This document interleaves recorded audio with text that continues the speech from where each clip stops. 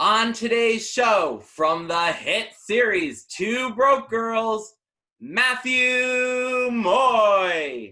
Hello? Caroline Max, where have you been these past 4 years? There's nobody here. Get back to work. Oh, look at this fade. I look so cool right now.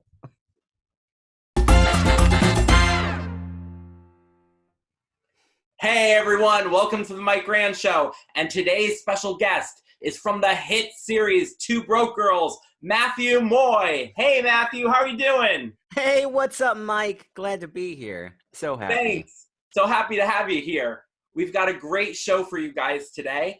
And the first thing I want to know, Matthew, is how did you get started in acting? Because I heard originally you weren't going into regular acting. You were going to do voiceover. Yeah, actually, yeah. So let's start way back at the beginning.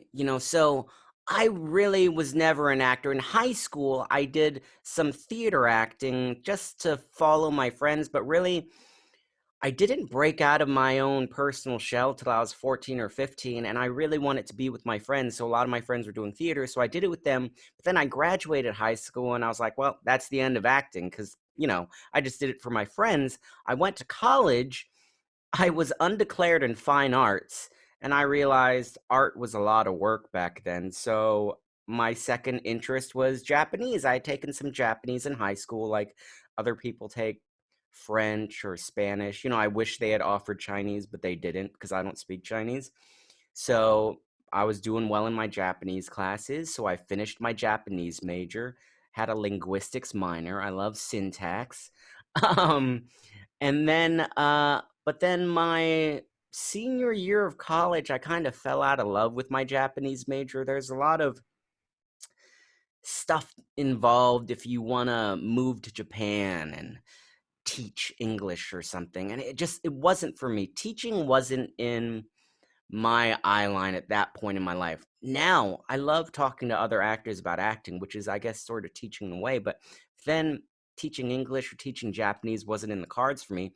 So I asked my mom, I said, Mom, what should I do? I feel like this whole college career has been a waste. I don't want to waste your money. I don't want to waste my money because we both, we're trying to, uh, you know, help me achieve these things that I want to do. And she was like, well, I know you love cartoons. To this day, still love cartoons, watch more cartoons than Netflix. Um, she's like, I know you love cartoons, and I know you were pretty successful in high school with acting. So why don't you try voice acting? Because I really still didn't want to be on camera. I'm really not a front of the house guy. I'm more of a behind the house kind of guy. I just like keeping to myself. So she was like, this way you don't have to be on camera. Just try voiceover, because my mom's a speech and language therapist. So she said, and you love, language. So she's like, it'd be perfect for you. So I took an intro to voiceover class and I fell in love with it. So I did that for 2 years, and that was my new goal. I kind of considered it, you know how some people take their masters in whatever subject they're learning? I considered my masters, kind of like ongoing education from college. So I was, because my worst fear was being one of those college kids who graduated and sat at home for a year, being like, I'm gonna figure out my life, just take a year off. I did not want to do that. I did not want to waste anyone's money. So, I studied voiceover for 2 years, and during that time, I worked at a pet hospital. Just I was a kennel attendant, and oh my gosh, when you hear what I did, all my entire job was to take care of all the animals that were boarding at the hospital or that were injured or sick, and in the back, and just to scrub out their pee and pick up their poop. That was my entire job. It was a lot of work, but I actually lost a lot of weight at that job. I don't mind losing weight. And I learned, hard work. And, I was working more than 40 hours a week. And I was working for a spinal surgeon, answering calls. Just my job was only to answer calls and say, I can't medically say what you should do, but maybe some ibuprofen. Yeah. Call later, Doris. I'll tell you to take ibuprofen again. Um, but eventually I found an agent who was interesting, a voiceover agent who was interested in representing me in LA. So that was I wanted to make the big move. But a friend of mine, oh God bless her, Tammy, she said, Matt, before you move to LA, I want you to save money for a year. Have a good nest egg. So I mean that's where the kennel attendant job and the spinal surgeon job came in. That's I saved my money for a good year before I made that trip to LA. Finally I moved to LA. Then 8 months of living into LA, I'm like, I'm not booking any voiceover jobs. And it takes a long time to ingratiate yourself into that community. So I had the foresight and I was like, well, I guess I can try to diversify myself and it'll expand my acting chops anyway by taking on camera classes. So that's really how I got into on camera, found a little small time manager, started booking little jobs here and there. I put myself on Actors Access, now casting, all the sites. And I did everything I could. I remember I booked one of my first jobs was on iCarly, and I got that audition myself on Actors Access. And I remember my first take was so terrible, and the casting director said, Matt, take a breath. It was at Nickelodeon on Sunset. She said, Matt, take a breath. You're fine. Just do it again. And I was like, I did it again. I nailed it. And they liked me so much on that show, they brought me back. And that was such an amazing job. But yeah, that's how I got into acting pretty much. It was never my whole life I've been like, I want to be an actor, this is what I want to do. It was more of a way to make money. And actually I thought acting, on camera acting, might help my voiceover career, because back then in 2008, celebrities doing voiceover, it was just starting to become a thing. And I thought, oh, maybe if I sort of become a name one day, it'll help my voiceover career, because that's what I really want it to blossom.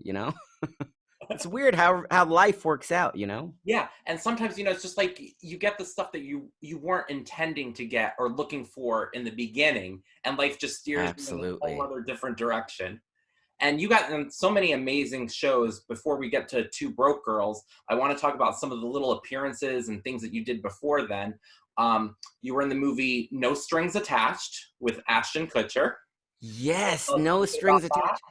The only big movie I've done so far to date. And I haven't chosen it to work out that way. It just worked out that way. That was amazing. Ashton is such a nice guy, so nice. I think the first thing he said to me was like, Matthew, pleasure to meet another thespian. And I was like, oh my gosh.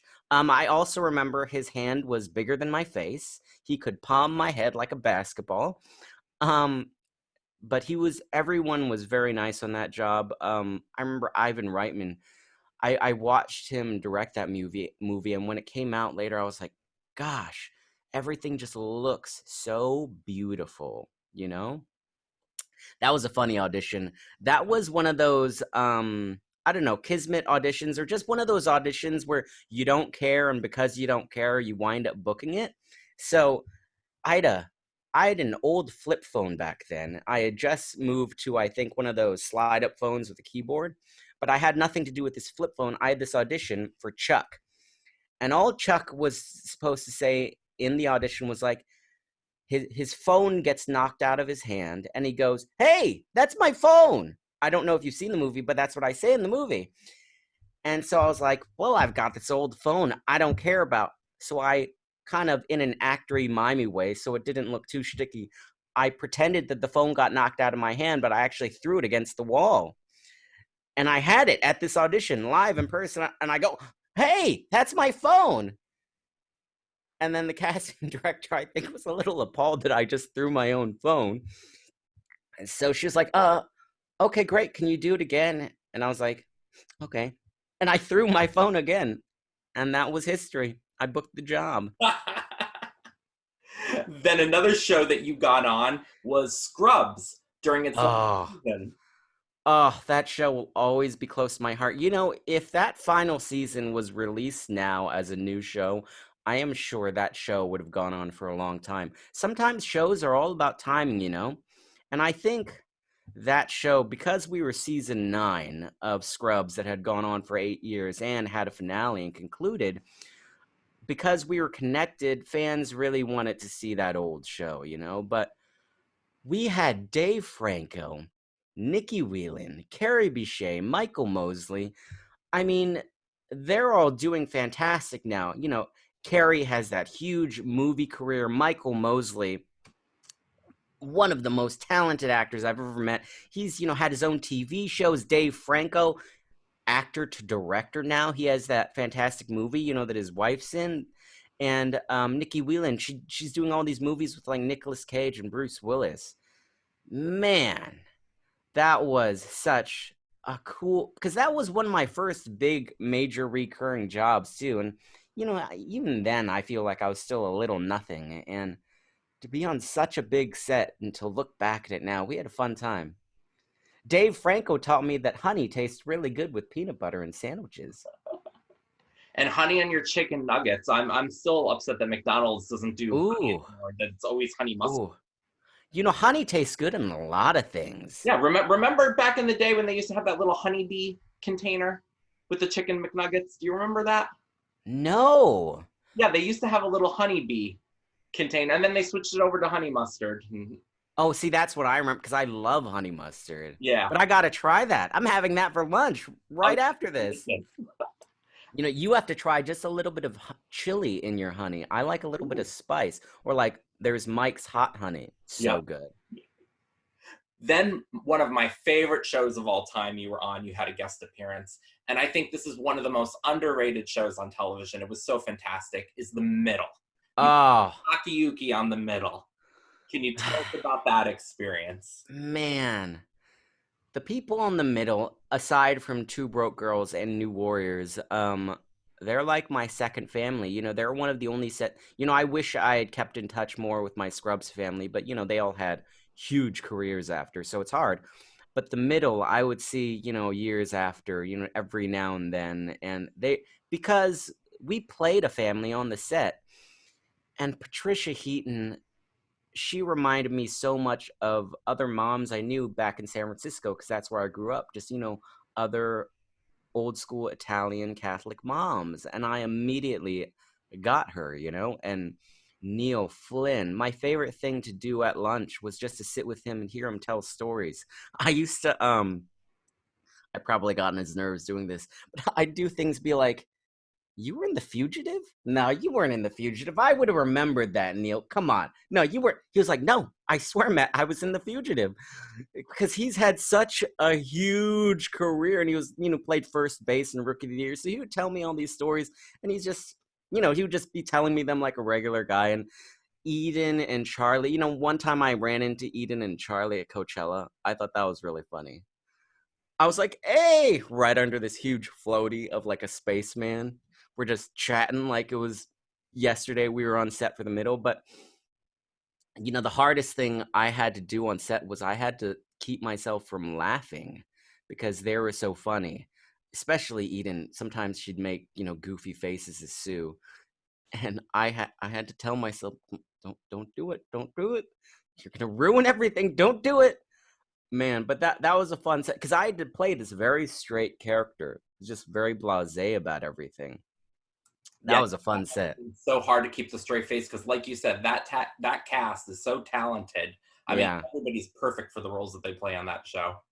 And it's, there is something to be said about chemistry, and they really had chemistry like a family. Yeah. Successful shows, I think, do really well because of chemistry. Yep. Truly. And also something that you and I have in common is that you're a sitcom lover. Like, you love sitcoms. And the good stuff I'm talking about from the 80s. And the good stuff. Tell me what you got on your shelf. Yeah, I grew up with my mom is a lover of sitcoms and British TV. And I didn't really think anything of it growing up. I just thought I was a kid who liked to watch TV with my parents. We watched everything from all the Star Treks to all those 90s action shows like, Kung Fu the Legend Continues and stuff, to sitcoms, to Golden Girls, to The Nanny, trying to what's the Barney Miller, oh man, I think Golden Girls is probably my favorite. But we watched all of them, and my mom would sometimes be saying to me, she'd be like, Matt, whenever she'd see an Asian person, she'd be like, Matthew, you can do that. You should be doing that. And that never really stuck with me, but I just, since I grew up on it, I guess when I got to Broke Girls, I was more familiar with the sort of venue of entertainment that we were doing. Not to say it was a very, there was a high bar of excellence on that show, but uh, I felt more at home. Yeah, and I remember, speaking of the Golden Girls, I was in a theater production in college of I Hate Hamlet, and I played Gary, who was the agent in there. And one of the lines was, I had to say, picture it. And I was going to go into a story. And I said, there's only one way to say this line. And that's just like Sophia Petrillo. Yes! I had the largest laugh. Like, if you could hear the laughter of that audience by me choosing to take that in that direction, it was hilarious. I would have laughed so hard. I tried to do that the other day. One of my friends, she was telling a story, and she was like, back in 1983. And I was like, wait, is this a Golden Girls moment? Or I was like, are you Sophia right now? Nobody laughed. Maybe it was the way I said it, but I don't think anybody watched Golden Girls. I was like, oh, this is a sad moment in my life. And then finally, after you did these little shows, did some auditions and things like that, you finally landed Two Broke Girls. Oh, yes. Tell us how that came about. There were a lot of pilots I was auditioning for at that time that year. I remember I think it was the year before, I had booked a pilot with Martin Short, Orlando Jones, Carrie Kenny, who was later on Two Broke Girls, David Krumholtz, all these A-list players. I thought it was going to be a hit. It was called Taxman. I thought it was kind of like news radio, but at the IRS, right? Well, that show never made it to fruition. Man, Martin Short was so funny too. And I honestly think it's because nobody wanted to watch a show about taxes. Really, it was in the name, Taxman. When people hear taxes, they're gonna go, ugh. Give me a show about McDonald's instead. But so that never made, and I was kind of bummed about that, just because I really wanted to work with them too. But then the next year, which was the year I auditioned for Two Broke Girls, I remember I was going up for all these pilots and nothing was working out, and I was thinking, man, is this going to be another bum year, another bum pilot season for me? And I remember I had 3 auditions that day, and Two Broke Girls was my last audition. But Two Broke Girls was the script I understood the most. I looked at it and I was like, yep, I know exactly what they're doing. I know exactly what they want. And I thought it was a cute show. I did think the jokes, at least for Han, were a little old-fashioned, but we'll get to that later, because Michael Patrick King, he comes from an old school of humor, and that's why a lot of the jokes are like that. But we had all these other young writers who were able to include jokes like Instagram. That's what made our show so cool. We had old humor, new humor, and we mixed everything, we pushed everything to the edge. But I read it, I knew how to do it. And I remember I walked into that audition room and every Asian guy was there. We had a whole gamut of people, and a lot of Korean actors. I know Justin Chon was there, James Kyson Lee was there. Justin and I looked at each other. I think Justin said this. He was like, James, what are you doing here? You're too good looking for this part. Because James is such a beautiful man. And he's actually really muscular in real life. And you've got little old me. But I went in there for Julie Ashton. I did my thing. I think I was wearing really tight khakis that day because I was getting a little chubby. And she said, Matt, you're batting 1,000%. Keep doing what you're doing. And I walked out. And yeah, the rest is history. I think I had 3 more auditions. Usually for auditions, you do the pre-read. I guess that was what it was. That was for Julie. Sometimes it's with the casting assistant, but that was with the actual casting director. Then you go in. Then you have your.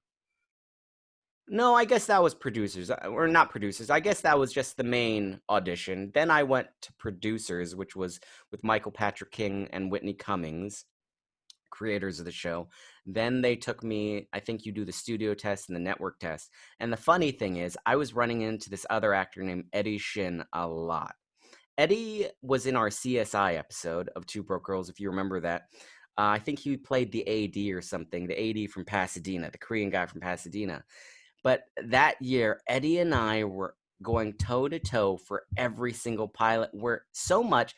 And what happened was I wound up booking Two Broke Girls, but because we didn't know if it would go to series or not, my agents were still sending me on other pilot auditions. Like I did that pilot, they were going to send me on other pilot auditions, and I'd be seeing Eddie at these callbacks. Sometimes we'd be wearing the same thing. Eddie was basically a little taller than me and like the skinnier version of me, and more of like a straight man, where I'm like a goofy kind of guy. But we'd like see each other at the auditions, and we'd just go, oh, and then we'd walk to the other side of the room because Eddie's a great actor. Now I think he's got his own show, which is great. But I thought that was really funny. It's like, oh man, Eddie, because I'd feel weird, he'd feel weird. Yeah, but that's how it went down. And yeah, such a blessing being on that show.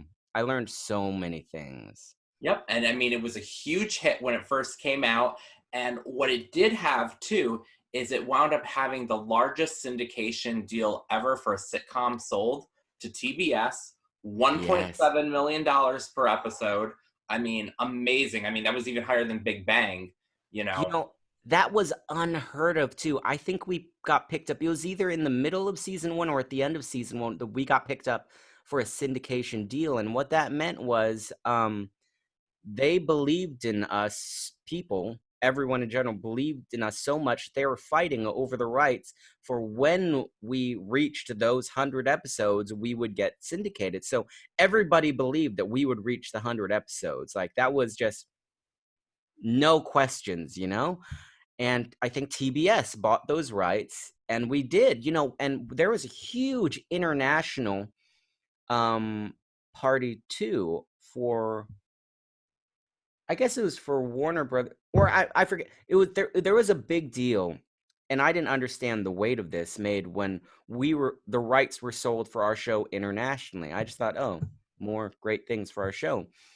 But when fans start reaching out to me from everywhere, Belgium, Italy, France, China, you name it, they're going, "We love your show." And then I went to this international party at Warner Brothers. It was huge. It was like, I mean, Warner Brothers is a huge, huge lot. The entire lot was this party. It was like a carnival with everybody was painted in neon and stuff. I ran into Michael Emerson from Lost. He's like, I just came out of a room. Now I have paint on my face. um, Craziest things happen here in LA.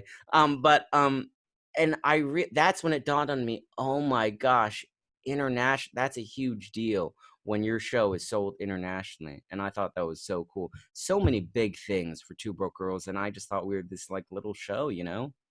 Yep. I mean, you were at the height of success there. Everything going well for the series. Top of the world. Top of the world. Then, unfortunately, something happened to you personally. Can you tell us Yeah. a little bit about that? I just want to say life is crazy and you never know what to expect. You know, one of the first things I learned in my voiceover career with the president of my voiceover company, I remember we were at a party and he said, Matthew, and he said he wasn't, you know, being, you know, the snarky guy he normally is. He was just, he was like, Matthew, I want to tell you something. This is a long-term career and you really have to stick into it for the long haul because you never know what's going to happen. What you want may not happen when you want it, because he knew I was already stressing out about not booking voiceover work. By the way, most voice actors do wind up booking work in the later time of the year, but it's very common for everybody to stress out around that 6 to 8 month mark. Anyway, knowing that, so season one of Two Broke Girls ended. I enjoyed my summer. We came back for season two around, I think, the fourth episode. I don't remember what episode it was, but I remember what happened in that episode. It was either the movie theater episode where where Han pees his pants, or the one where the gunman comes and he goes, not in my house, homeboy. I don't even remember the line, but I don't remember if that's the same episode. But the weekend of that episode, I had gone to see Scott Pilgrim versus the World, and it was a late night showing, and I was really tired. And then the next morning, I was still tired. The next day, I went to Urban Outfitters, was falling asleep at the cash register. I was like, man, I had to go to my agent's birthday party that night too. I left after like half an hour. I was like, I'm sorry, buddy. I gotta go to sleep. I think I stayed out too late last night. Then Sunday came around. I was like, man, I'm still tired. Drank one of those big, tall Arizona iced tea cans. Completely caffeinated, right? Only on my left side. Weird feeling. Called my mom. I said, Mom, I think something's wrong with me. Let me, because my mom is always very practical, so I can talk things out with her. I'm like, I think something's wrong with my body. What do you think? She's like, yep, I think you should go to urgent care, the ER, whatever. And yeah, I went to urgent care. I don't remember where I went, but and they said, yep, your brain bled. But it stopped bleeding, and which is a good thing. And I think months later we found out it was a stroke. I had a big plain old stroke. But I remember when I got back to set the weekend, so I went to urgent care, found out my brain bled, and that was pretty much it. Went back to set, finished the episode, and I told the AD, I was like, hey, I'm not sure what's going on right now, but I'll tell you what's happening. I don't want you to freak out. My brain bled over the weekend, but I've got headache medicine in my pocket. I don't think anything's wrong yet, but if I go down, just know that's what happened. Because I didn't know how to handle it. I was like 28 years old then. And he was like, okay, good strategy. And that's what we did. And then the second week, I noticed during one of the bits, I had to do this bit where I like bent down to pick up a magazine. And every time we did a run through, I noticed I was getting slower at doing it, which is strange.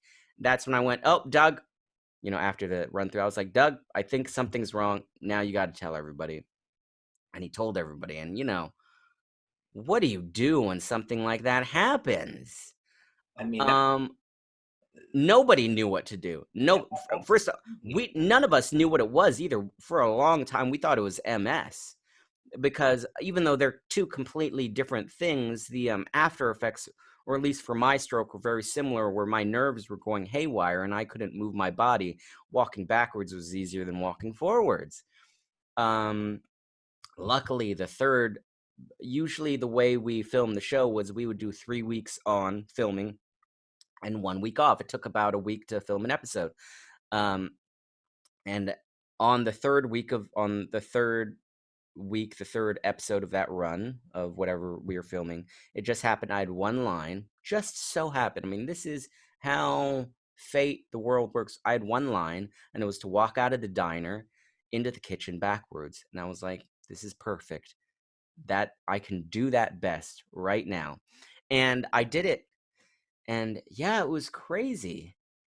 Then the plan was I was going to have a nurse come to my home and have steroids injected to me through like a squeeze thing. And everybody was like, they're like, honey, you're going to be great after these steroids. It's going to be fine. Everything's going to come back. And I thought the same thing.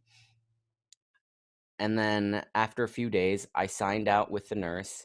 And the only thing I had gotten back was my ability to barely sign out with the nurse, my signature. And I was like, man, this is going to take some work.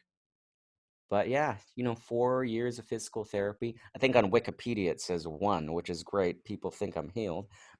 Keep that in Wikipedia, please. Gets me work. But yeah, 4 years of physical therapy, and finally I graduated from physical therapy. And I'm, you can tell I can't move my right hand as fast, but I'm a lot better than I was, and I'm just glad to be moving, because for a long time I had gotten like 90% weakness on the right side of my body. So I wasn't completely paralyzed on the right side, but for a long time in early season 2 episodes, you can see in the trivia, the game night episode where I'm clapping and I'm trying to smile, but I don't have feeling in this side of my face, and I'm literally can't move this hand. So I'm like, like a seal. It's kind of hard for me to watch those episodes. I call them the early stroke episodes. Like season 5 and 6 are fun for me to watch, but seasons 2 through 4 are a lot of work for me to watch back because I'm like, oh, because I knew exactly what I was doing. My main concern in those episodes was walking in a straight line and doing it without anyone noticing I was limping because I didn't really want anybody to know. I mean, I thought about it for a long time, and it's one of those things. Should I let everybody know? Should I not let everybody know?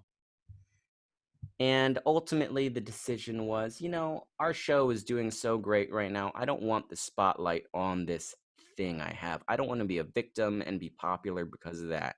I want my work to just show for itself. And then I'll let everybody know afterwards. And I thought that was an okay decision. Sorry to ramble. No, no problem. I mean, you did a great job. I'm happy that you're better. And we couldn't even tell anything was wrong with you from watching those episodes. Oh, really? I mean, That's great to even hear. I didn't. I couldn't tell anything. I had no clue. Yeah. I was thinking, every choice that you were making was character driven in the show. 100% too. I mean, absolutely, it was all character driven, but just in the back of my head, there was always that technical part where I hope this is coming off right on camera, And that was the hardest thing for me was balancing the acting with my stroke body. Yeah. And did you ever find out what caused your brain to bleed? Was there any way you could have you known know, or anything? What did the doctors say?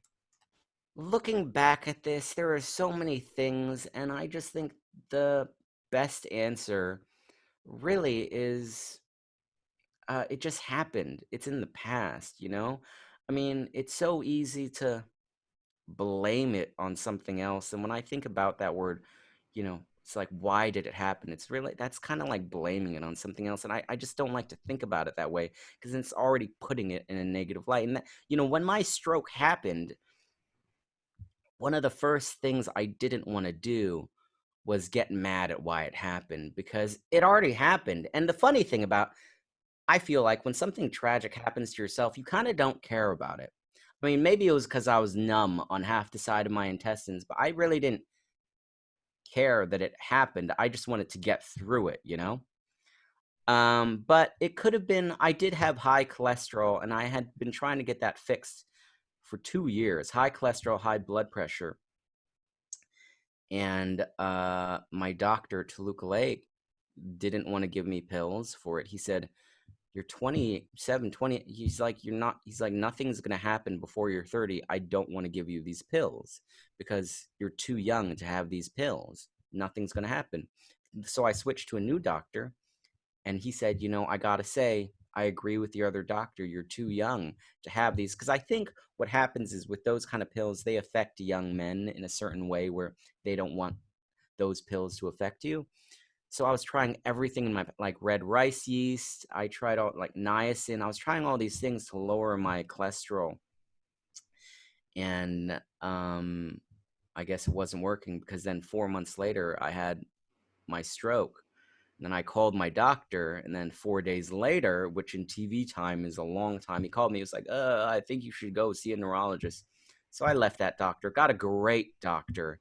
And yeah, I mean, also some other people said to me it was like the stress from season 1. Because, being on a hit TV show is a stressful thing. And, I read, Emilia Clarke. I don't know if you read that story in the New Yorker. She had that whole story about she had her stroke, I think, at the end of season 1 of Game of Thrones. And she's like one of the biggest faces of Game of Thrones, and she's a female, so she's adored. She has like a huge following. I'm just like the third banana. But she was like a star, so I can't imagine the stress she was under. So some people were saying, oh, maybe it was the stress. I don't know. It's just life. But the things I learned after I had that stroke, man, I don't know if I would have learned that if I had never had the stroke. I just learned so many things about life and myself. It's wild when I think back at it. I could just be like just a still naive little actor kid just going to party. I could have lived the party life. And instead, I stayed at home and worked on myself, going to acupuncture, physical therapy, all these, going to get these blood tests, all these things that kept me busy and not partying. Yep, well, we're definitely happy that you're okay now, and I mean, you're still recovering, right?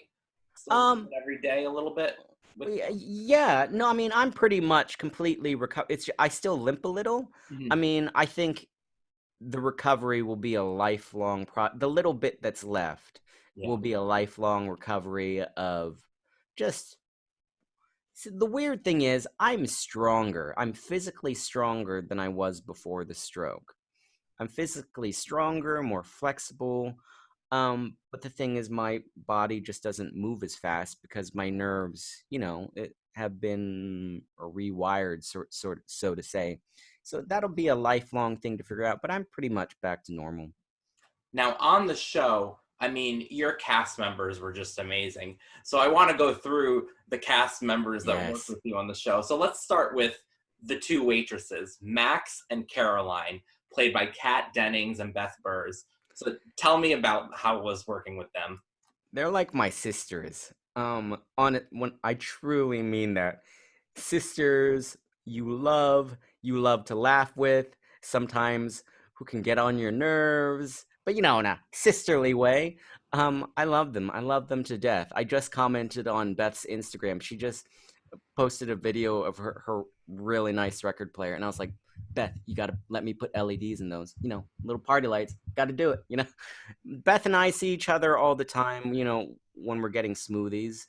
Um, Cat, we're always DMing each other about her garden or cats or something. I love them. I love them to death. I always said Kat Dennings was like the quarterback of our team. She has an insane memory. One of the most vivid memories I have is that pilot episode where she has this huge monologue. I don't remember if it was in the cold open or if it's somewhere else in the episode where she's just like laying it on. I think it was the cold open where she's laying it on thick for the hipsters. I believe that was a punch up. And what a punch up is something that was not originally written in the script, but on the night of show day of filming, because we really only film 2 days. First day is mainly all the technical stuff we can't do in front of the live studio audience, and the second day is all the fun stuff. And I believe that was a live audience day, the second day, and the writers gave her this huge monologue. They're like, "Oh, forget the other stuff we said. Here's this huge monologue." She looked at it and said, "Okay, let's do this." And she went through the whole thing, nailed it. And I just went, "Oh my gosh, does she have a photographic memory?" I don't think she does, but she nearly has one. She's amazing. And Beth, she is the most adaptable person ever. She just takes to everything like a duck to water. Really cool. And she's really funny, very goofy. Like in real life, I believe Kat's a little more conservative than Beth. Beth's like the goofball. And then Earl, who is played by the fabulous Garrett Garrett Morris. Morris. I mean, he was on so many classic things: Saturday Night Live, Jamie Foxx Show, Martin. Tell us about him. Garrett's the delight. He and I still get lunch all the time. Garrett's working the most now, I think, out of all of us, doing guest spots everywhere. Uh, you should see him when he does his live comedy shows outside of, doing acting. He's just electric on stage. And I hope to be that electric when I'm his age. He has so many stories. He's had such a life, not to get too serious, but he got shot, early on in his career, and he bounced back from it. Amazing. He's an amazing human being. Such a nice gentleman, too. Oleg, played by Jonathan Kite. One of my best friends, Jonathan. It's funny because when we were auditioning for that pilot, I think the producer's callback we had, it was me, Garrett, and Jonathan sitting in the same room together. Like sometimes I think back on that audition and I'm like, did they have a hidden camera somewhere to like look at our chemistry? Because immediately when we were all, because I believe, remember there was that black actor who was in Night Court. Do you remember Night Court? Oh yes, Charlie Robinson. So he was currently, I think, in the room auditioning for Earl, and it was just the rest of us, me, Jonathan, and Garrett. And we were laughing and having so many stories because Jonathan, I was up for a commercial that Jonathan had just did, but they didn't choose me. They chose another friend of mine. So Jonathan and I were already talking about that. We had the same agent. We were spitting jokes with Garrett. We were laughing so much, and I look back at that and I'm like, man, did they have a hidden camera in that room or something? But Jonathan and I are such good friends. I remember after Two Broke Girls, we went to Japan together. He's the best impressionist I know. He's so funny, so nice, and I don't know what to say. He's my brother for life. It's really weird how life works out and you meet these people that you immediately just get. Yep. And then she wasn't there in the beginning, but then she wound up being a mainstay. She played Sophie, Jennifer Coolidge. Oh, Jennifer Coolidge. The only person besides Beth, but Beth only made me crack because she was giggling. But Jennifer Coolidge was truly the only person who could make me crack because just she was so funny whenever she did her jokes. Jennifer has this, we would call it a magic pill inside her. When she opens it up, it's just magical. I mean, do you remember the woos on the show whenever Jennifer would walk in? And I forget what was her signature line. Hey Hey, everyone, everybody. or hey everybody. Yep. Um, those were genuine woos from the moment from that first episode when she walked in on that set and came in. That's why they actually kept that introduction for her in the show because of the audience response. Really, the writers were really smart. Anything that the audience really responded to, they catered to more to those jokes, or wrote more of that stuff in. From day one, that audience wooed her. And sometimes by, season 6, we'd have to cut, those laughs out because it would go on for like 5 minutes. She's an amazing person. Amazing. Oh, so funny. Yeah. What would you say out of all the episodes was your favorite episode to film or favorite scene in the series? You know, it's so hard to say. One of my favorite episodes is still the movie theater episode where I pee my pants, but also it's a weird thing because that's also the weekend I had my stroke, but it was also a really fun episode to shoot because it was funny for Han. One of my favorites will always be the stripper episode where I had the stripper girlfriend because the girl who played her was my close friend, Ali Maki. Um, I've worked with her before too. But so that was a cool little bonding thing. And that was the first time in my life I'd memorized so many lines. I remember I got that script and I was like, am I going to be able to memorize 39 pages? Okay, let's do it. And then, but later on in season 5, one of my favorite episodes, do you remember when Han gets addicted to cacao? Do you remember that episode and he has the crazy hair? I thought that was a funny episode because that's where I finally started feeling comfortable in my own skin. Body issues aside, I was starting to do things creatively. And I remember they were asking me in the run. I remember the director, Don Scardino, he was like, do you still want to do the chocolate in the mouth bit? Because, having cocoa in your mouth, it's bitter. And it's not a fun thing to have in your mouth. He was like, do you want to do it or you just want to save it? And I was like, no, I want to do it. I want to do it. Oh, no. It was the first filming day. So it was like the technical filming day. And we were practicing. And he was like, do you want to do it for practice? You don't have to. I was like, no, I want to do it. So I did it. And it was such an amazing thing that I did it because I came up with this bit where he puffed a little puff of cocoa out of his mouth as he spoke, and it was kind of like a weird thing that spoke to his addiction too. And it was just one of those in the moment things where we found like day of that drew a laugh. So I thought that was a really fun episode. Those are the episodes that stick most out in my mind. Also, the day we went to Oleg's apartment too was really fun. When we saw it was on the inside, all the lights.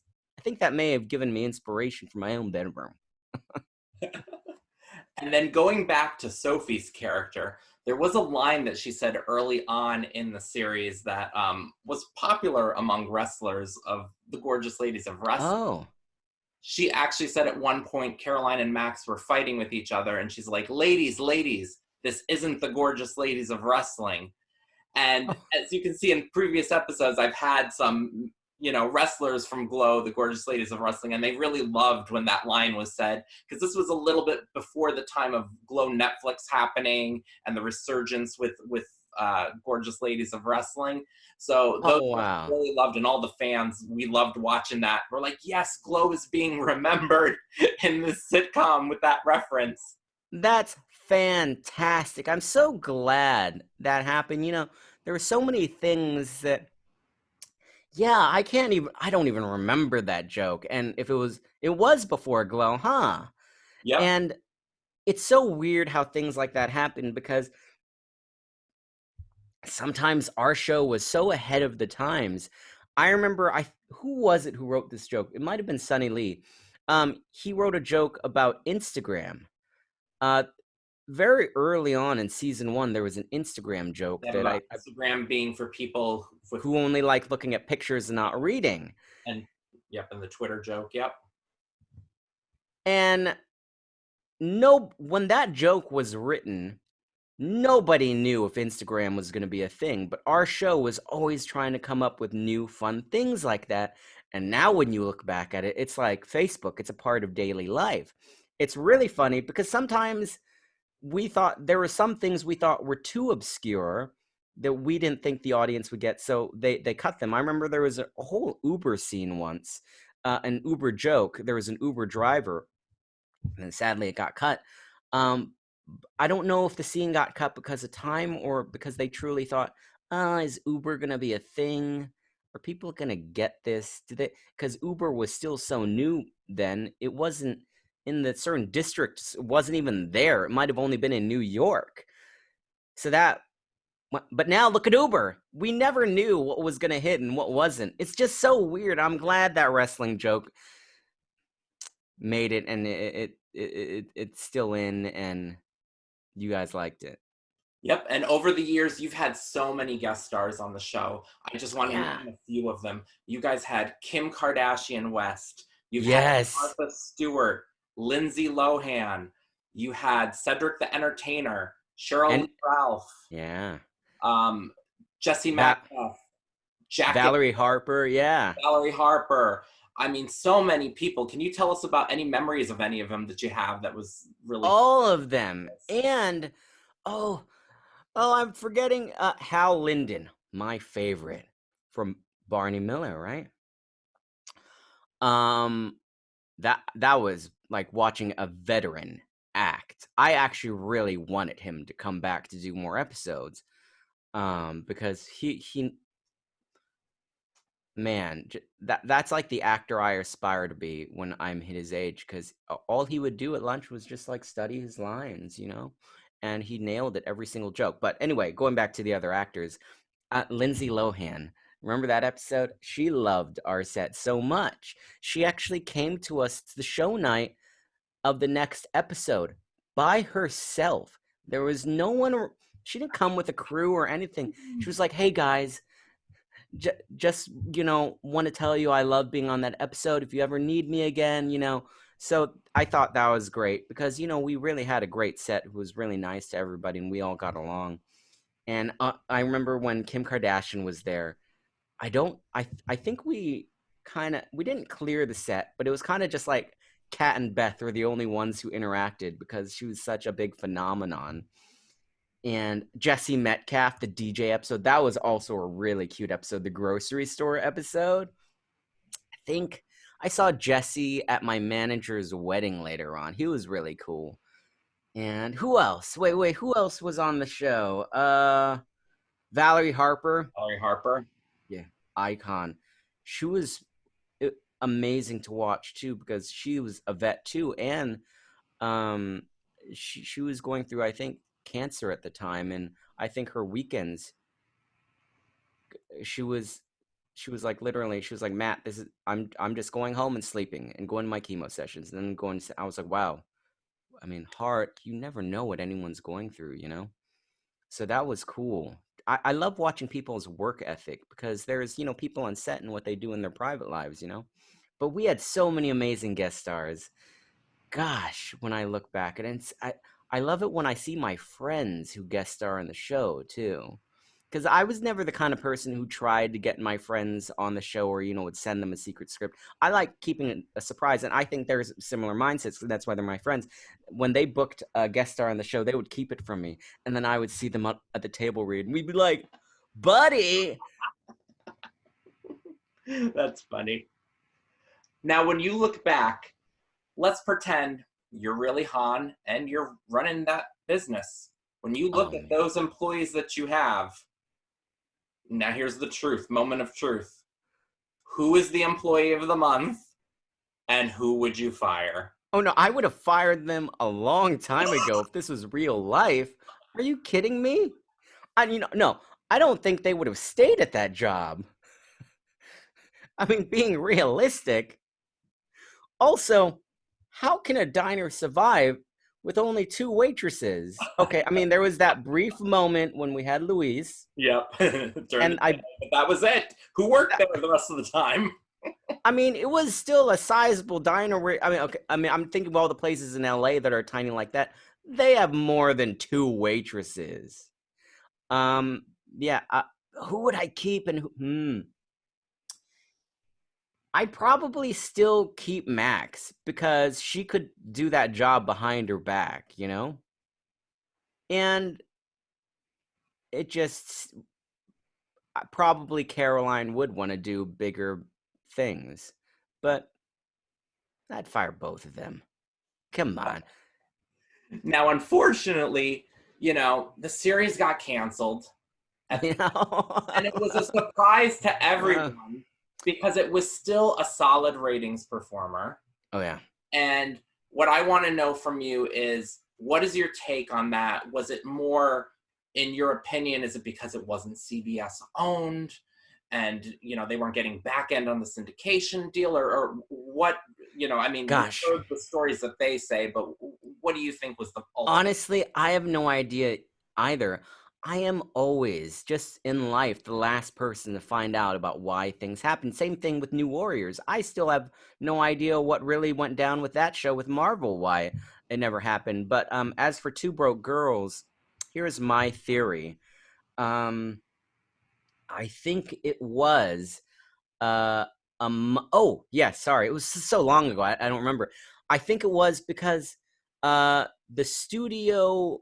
It was a CBS show, but it was filmed at Warner Brothers. So that cost extra money. Like when you think of a show like How to Be a Gentleman, that was filmed at CBS Studios, and it was a CBS show. So they produced it in-house, but they had to pay another studio to make our show.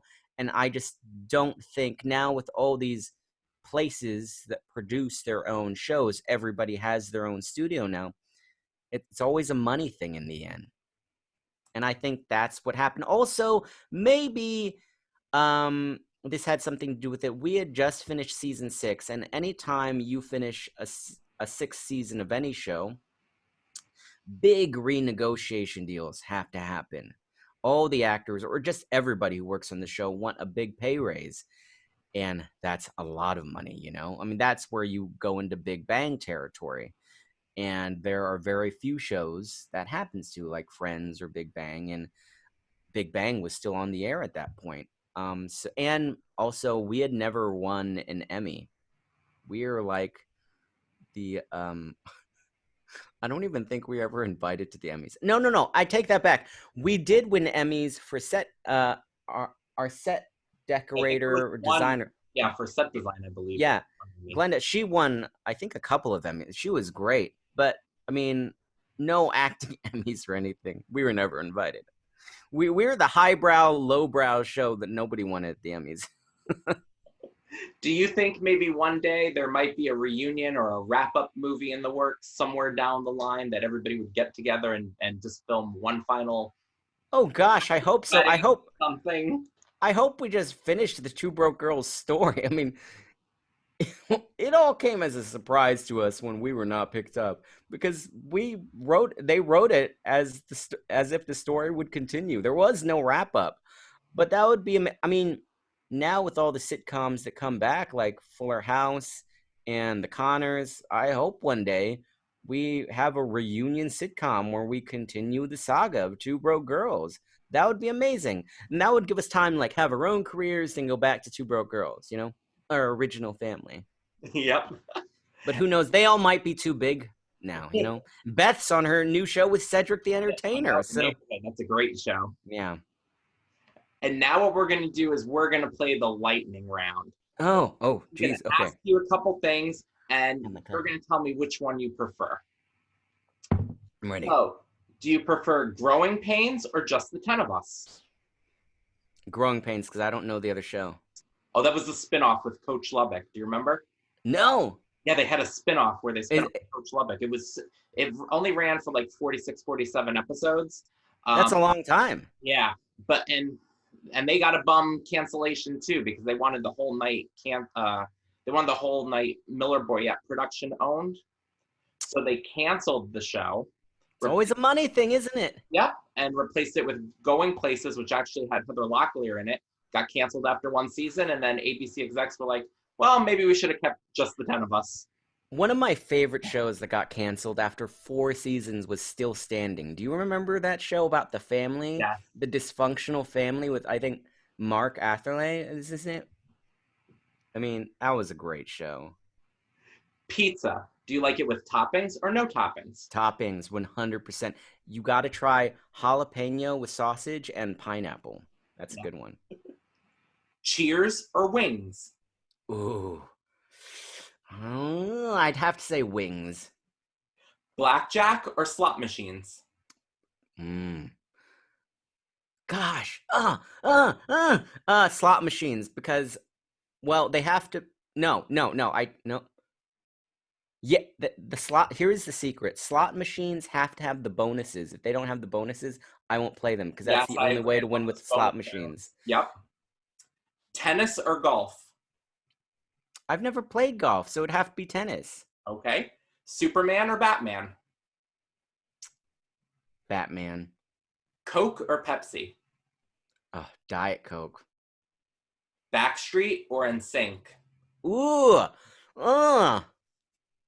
Gosh. Backstreet Boys. No, O-Town. Yeah. Empty Nest or Nurses? Wait, what was? I've never seen Nurses. So that was the Golden Girls. So the Golden Girls spinned off into Empty Nest, and then Empty Nest spinned off into Nurses. I've seen Golden Girls, I've seen Golden Palace, I've seen Empty Nest. I've never seen Nurses. Yeah, I have to check that out. Yeah, that they actually had. It was the other wing in the hospital where Harry Weston was, and Laverne Todd's friend Sandy, who was played by Stephanie Hodge, was there, and then she left after 2 seasons, and then Lonnie Anderson joined the cast, and then it was canceled for the 3rd season. Man, that's like how Patricia Heaton's new sitcom was canceled. That was a great sitcom. Yeah, and then it was just getting so good, like right at the end, to add Kelsey Grammer in that last episode. Oh, that would have totally made the series. One of my favorite actors. Yeah. Boxing or UFC?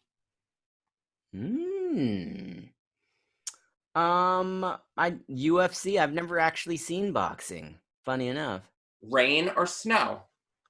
Snow. And then cats or dogs? Cats, 100%. I have cat. What would you like to say to all the fans who are watching you today? Just thank you so much for all your support through the years.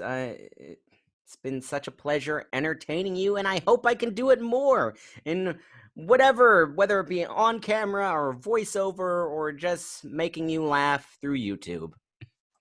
And how can everybody keep up with you to find out what's going on with you? Oh, you can find me on Instagram, The Moy Wonder. Sadly, my Twitter account is no more because I made a mistake. Well, there was a time, a political time when I deactivated. I was like, I don't want news anymore, and I thought because when you deactivate your Facebook account, it comes back. So I thought, oh, I can deactivate my Twitter and then just reactivate it later. Oh, no, and then you lost everything? Well, the thing is, you can reactivate it, but you lose all your followers and just all your friends. You have to add everybody. And I'm like, oh, this is too much work. So I just have an Instagram account now. Sorry, guys. The Moy Wonder on Instagram. Okay, everybody go follow him on that. Thank you so much for joining us today. I had a blast. Thanks for having me, Mike. Yep, when you got more stuff, come back and let us know, and I would love to. Yeah. All right, thank you everybody for watching today, and we'll talk to you all soon. Bye, everybody. Bye.